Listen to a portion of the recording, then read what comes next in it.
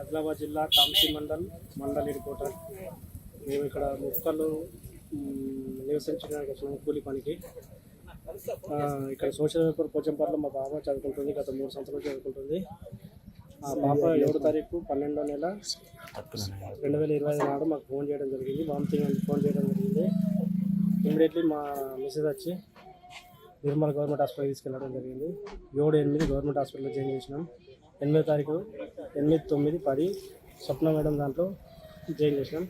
దాని తర్వాత serious ventilator పైన సీరియస్ కాగానే నీలోఫర్ హాస్పిటల్కు 10వ తారీఖున తీసుకెళ్ళాం. ఇక్కడ నీలోఫర్ ఇక్కడ Lakdikapul Red Lake area, Red Hills area. Problem ఏమన్నారండి? పాపకు ఓన్లీ మాకు ఇక్కడ సోషల్ వెల్ఫేర్ అయిపోయింది, పోచంపల్లి అయిపోయింది, మాత్రం ఓన్లీ వామిటింగ్ వస్తుందని చెప్పడం జరిగింది. మేము ఆల్రెడీ గవర్నమెంట్ హాస్పిటల్కు నిర్మల్ జరిగితే ఆల్రెడీ పసిరికలో అటెంప్ట్ అయినాయి, లివర్ ప్రాబ్లం అయింది, డెంగ్యూ మీదకి ఎక్కింది సార్.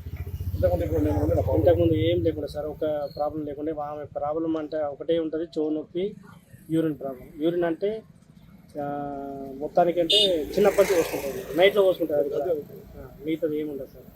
ఆమెకి ఏం ప్రాబ్లం లేదు. మీకు ఏమైనా ఫోన్ చేసి రాష్ట్రం నుంచి? ఫుడ్ మాకేం లేదు, ఫుడ్ ప్రాబ్లం, ఆడ ఫుడ్ పాయిజన్ అయిందని చెప్పేసి హాస్టల్లో మాకు ఒకటే చెప్పింది సార్, వామిటింగ్ అవుతుందని చెప్పింది అంతే.